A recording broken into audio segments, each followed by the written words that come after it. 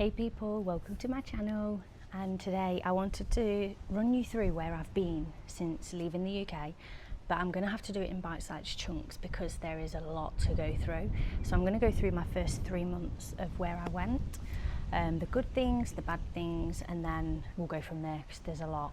First topic I wanted to get into was just mentioning how So before we get into all the nitty-gritty and details, I would really appreciate it if you could subscribe to this channel, drop a like on the video if you are enjoying it, and drop me a comment. Let's have a chat. Maybe we'll connect on something that I'm discussing today. So one comment that came up quite a lot with me traveling, it's windy by the way guys, so I wanted to bring you outside with me today and give you some of the vibes. Let me show you the view. This is what we have. How can I not sit out here and film with you?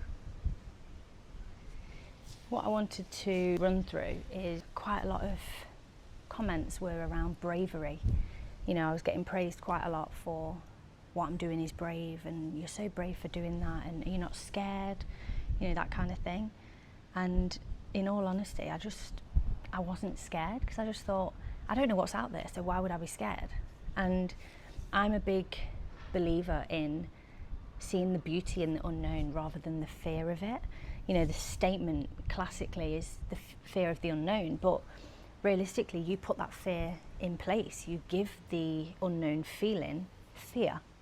Whereas if you change that unknown feeling to excitement, for example, it feels a little bit the same, but you're on a positive feeling rather than a negative feeling. So yeah, that definitely helped put it into perspective for me, and you know, go for it and just see what's out there. And I guess also just trusting the fact that God has a plan for you before you know what it is. So that teaches you patience. It teaches you to just accept what things are and trust that it will all fall into place. First things first, when I was wrapping up ready to go, on my previous video that just explains all the run up to me leaving the UK. And that includes a few timescales and things. So getting the flight to Thailand, I was with my friend Curtis, got our backpacks on. The last person I said bye to was my mum and stepdad. She took me to the train station, which was obviously very emotional, but at the same time I knew I was going to see her again, and you know, just having faith and being positive. It was an adventure, and I'd just ring her all the time anyway, like we do. So yeah, the flight to Thailand was breezy. All my life was in this massive backpack. I had to get assistance to put it on, and I had to wear it strapped around my waist because it was so heavy, and I'm only 5'3".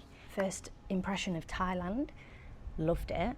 Initially when I got there in the car, I was like, oh my gosh, this traffic is wild, and you know, the cars are right up the bumpers of the motorbikes, and I'm like, oh my gosh, there's going to be so many accidents. And then obviously I've gone to other places and I'm used to travelling in Bali, and now I'm just like, oh, it's normal. But when you come from the UK and see that, you think, how do they not die on the road? But it just works, honestly. The less rules, I'm sure, the better. Stayed in several different places, just booked with Agoda quite a lot of holidays, which is a good website if you've never heard of it, AGODA. And I actually got around £500 in cashback from booking all my accommodations across maybe 6 months or so. So that was nice to just get little top-ups of money, depending on the hotel, depending on the deal. Some of them were offering like 230 quid back, which is amazing because when do you ever get that? So you need to download Agoda if you want to do holiday travels, if you're doing, you know, multiple places. Yeah, I stayed in Thailand for a month, and it's just nice there. It's just easy, very laid back, very welcoming, very non-judgmental. The food, I would say, is probably lacking for me for how I like to eat. I'm not that kind of person that will go and eat every cuisine of where I go. Normally I would, but now I'm very conscious of what I eat and how my body takes to ingredients and food, and how it's processed and what it's cooked in. So yeah, I just can't anymore, sadly. But yeah, old me would have gone everywhere and eaten anything, and now I have to be very careful because I have a sensitive gut. And yeah, Thailand was really good for, we stayed in Phuket, which is down at the bottom. Rawai in Phuket is my favourite part of Thailand. My second favourite would be Chiang Mai. I really like Chiang Mai, but there's no beaches. So I moved away knowing I want the sea nearby. So I would have to choose Rawai over Chiang Mai. The island hopping was good, but I didn't do island hopping as such. I did more day trips. I stayed in Koh Phi Phi for 2 nights and I absolutely hated it. It was just way too chaos party, like booming vibes all night. Not my vibe at all. Go and watch a live Muay Thai fight. That's really good. There's a spot in Koh Phi Phi in the corner of an alleyway. I think it's called the Reggae Bar. And that's a really good spot, but you're allowed to smoke inside, and it was tough. It was tough to stay whilst everyone around me was smoking in this building, and oh. So yeah, I didn't like Koh Phi Phi. Went to see the Monkey Beach, and that was really good. I had such a good experience with that, where the monkeys were like climbing all over me, but just friendly. They were trying to get in my bag and I was saying, no, you're not going in there. I'd got 3 on me at one time, and they were just sort of playing with my clothing. Then I've got one where I'm holding my phone and he's on my arm looking into the camera.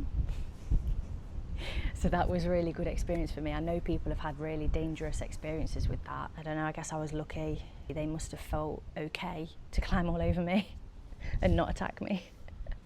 That was a very memorable experience. I really enjoyed it. One thing that I was aware of but definitely wasn't prepared for, reality, was the hygiene out there.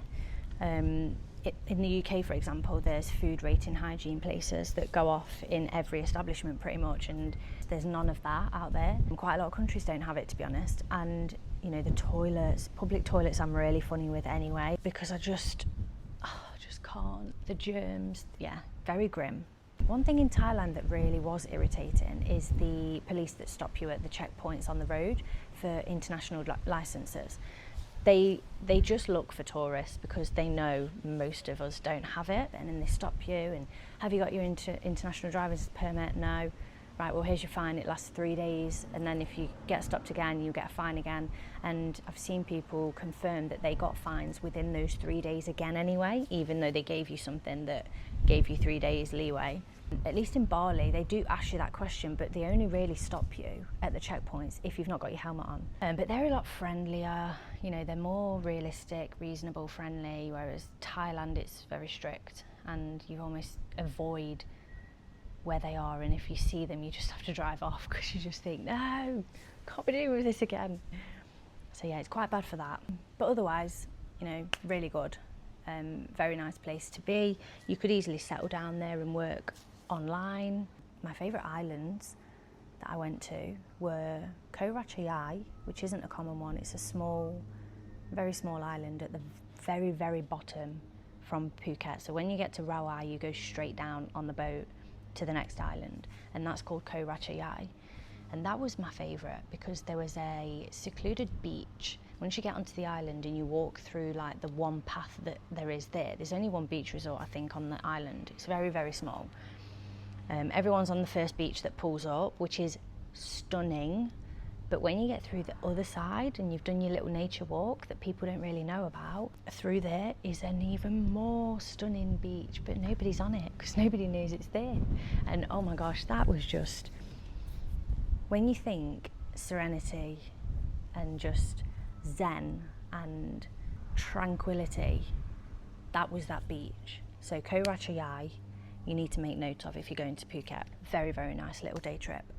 It's only about 20 minutes on a speedboat. Koh Chang was a good one, and also Koh Yai. There's Koh something and Koh Yai. There's 2. They're literally across the water to each other. Most people do both, but we only did Koh Yai, which is the more underdeveloped, either of those.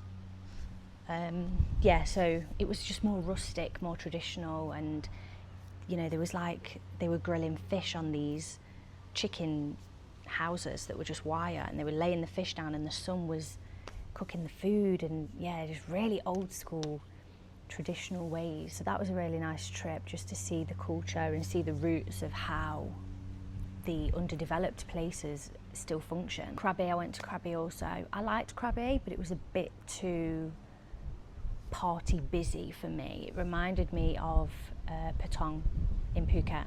That's very much where the party strip is. All the youngsters go there. I know I'm not old, but you know what I mean. I don't drink alcohol, and party, so I wouldn't be fitting in at those kind of environments. I'd be looking for the more zen spots with the nice, vibey, slow pace kind of places. Top three would be Rawai, Chiang Mai, and Koh Chang, but Koh Chang is just like a day trip. Then from Thailand, I went over to Cambodia. And Cambodia, I think I stayed there for 8 nights. We did 4 in Phnom Penh and 4 in Penang, I think. I'm sure that's what it's called. Probably saying it wrong as well. So yeah, stayed 4 nights in both, and in all honesty, they're not memorable to me at all. I just remember wanting to get on to the next place, wanting to move destinations. So yes, it's probably good for some touristy bits, but I would say no longer than 3 days across both. It's just a short, quick trip. Do 1 day of stuff and then go.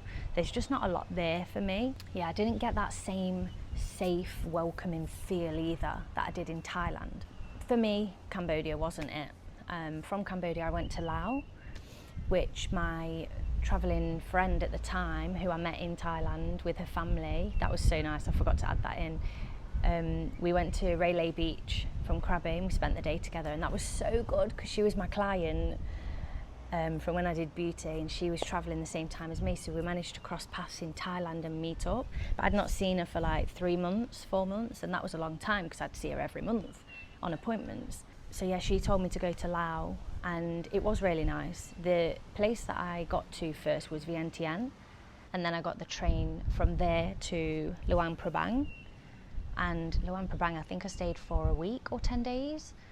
That was really nice. It was more of a old city type place, very chill and lots of little boutique places. That was really nice, although I did get water poisoning.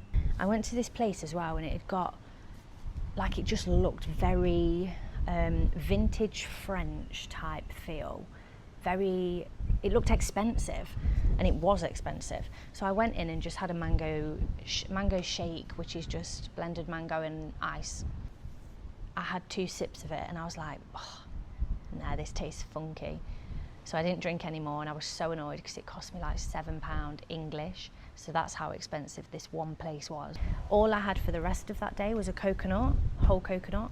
So I knew that that was the problem, because a coconut's not going to do anything. About 6 hours later, feeling unwell, and I was sick once. Once I was sick, I was fine. I just felt a bit like low on energy because obviously I'd not really eaten anything that day anyway. And then I was just traumatised by mango for a bit, which is my favourite fruit. So anyway, Laos was nice. So then from Laos, I flew to, where did I fly to? I flew to somewhere. Anyway, I flew down to get to Koh Chang, and it was a ferry across the water from wherever I landed to Koh Chang.